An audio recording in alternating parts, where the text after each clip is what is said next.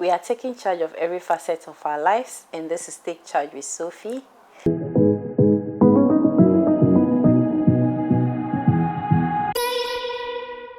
Hello everyone, my name is Sophie.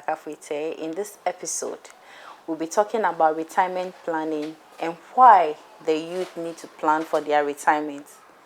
I know when we talk of retirement planning, everybody's mind go to those who are above 40 and the likes. But the interesting thing is that the youth need to even plan for retirement even more than the aged. Why am I saying this? Averagely in Ghana, people finish school around the age of 25, 26 years. I'm using 25, 26 years because there are a lot of people who will have to rewrite their WASI, the West African Senior Certificate Examination, maybe once or twice before they are able to get it. So by the time they get to school and they are 22, and then they'll finish at the age of 26. And when they finish school at the age of 26, they do national service for 1 year, and that takes them to the age of 27. Right after national service, a lot of them do not get jobs immediately. I'm talking about the majority of the youth, not the few people who hit the ground running after graduation. Some of them will be doing a lot of contract jobs here and there for a period of a year or 2 or 3 before they get one permanent job. Meaning that by the time they get an entry-level job or a permanent entry-level job, they are 30 years, which is actually halfway through retirement. And you know that the statutory age for retirement in Ghana is 60 years. So if you're already halfway through retirement, it means that you are going to work for another 30 years to actually accumulate enough money before you actually retire. But the interesting thing is that as soon as you get your first entry-level job, the next thing to think about is, okay, those who are already living with their parents or are living in accommodations that are just maybe a single room, so okay, now I have a decent job. Why don't I get a house in a place that is relatively decent so that they can move out and then live in neighborhoods that will be commensurate with the kind of their status at work. So you go look for, maybe move from a single room to maybe chamber and hall self-contained or 2-bedroom self-contained. And sometimes because you are just starting, a lot of them have to take short-term loans from their workplaces to actually rent. The next stage is that, okay, I've finished school maybe 7 years ago or 4 or 5 years ago, so I need to have a postgraduate education degree or something. Even in Ghana here, postgraduate education is above 20, 30, 40,000 before you actually finish. So if you are going to spend 20, 30, 40,000 when you have just gotten your entry-level job, you agree with me that that will be financed by debt, right? You have to take a loan to be able to finance your postgraduate degree. And you know, in Africa too, the moment you finish your school, you start working, then people start tasking you. They start tasking you because you are their family member. Once in a while, they give you some small stipend whilst you are going to school. So they think that they have invested in you and you are ripe. So they have to harvest whatever it is that they've sown. So your uncles or aunties will start calling you to actually contribute towards solving problems in their family and all that. That one too is going to drain you a lot. And the other thing is that now you've started a postgraduate education, you are working, and maybe the distance from your house to your workplace is far, you are thinking of getting a car. And you know that as an entry-level person, you don't have any savings anywhere, you don't have any inheritance anywhere. So you have to take a loan to buy a car. So you realize that you are already halfway through retirement. Your postgraduate education is financed with loan, your car is financed with loan, and sometimes even the rent is financed with loan. So you are still on the loan trajectory, right? Savings near zero. Then the next thing is that if you are a lady, your family members will start pushing. You are growing old, you need to settle down. If you are a young man too, your family will start pushing you.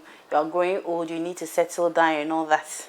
And then the marriage comes in. Some people borrow to marry, even though it's not ideal, but people still do.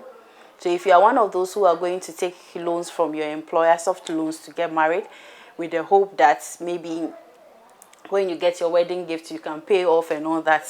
And you know that one too is not guaranteed. So you've taken the loan.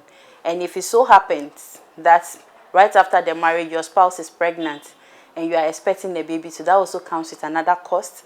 once the children come in, you know you have to take care of their shelter, food, security, and all the basic needs according to Abraham Maslow's theory for the family. You have to actually make sure that all those things are provided for your immediate family. And I'm not talking about just males. Females equally support their spouses, and males are expected to carry a chunk of the burden. So all this while, we are inching towards the age of 40, and still we have a lifestyle still financed by loan. So if the person in question does not see the needed career progression that will cause the income level to go up, it means that the person will be 40, 42, and then they still don't have any buffers, any plans towards retirement. So you now agree that as a youth, you need to keep your eye on retirement, because factors and the economic structure is not really working towards the favor of the youth. So if you are, whatever you are doing, you need to have at the back of your mind that your retirement is not far from you, and then you have to start putting small monies aside and say, okay, so if I retire, what will do, where do I stay, how much do I want to have, and all that. Then this takes us to what is retirement.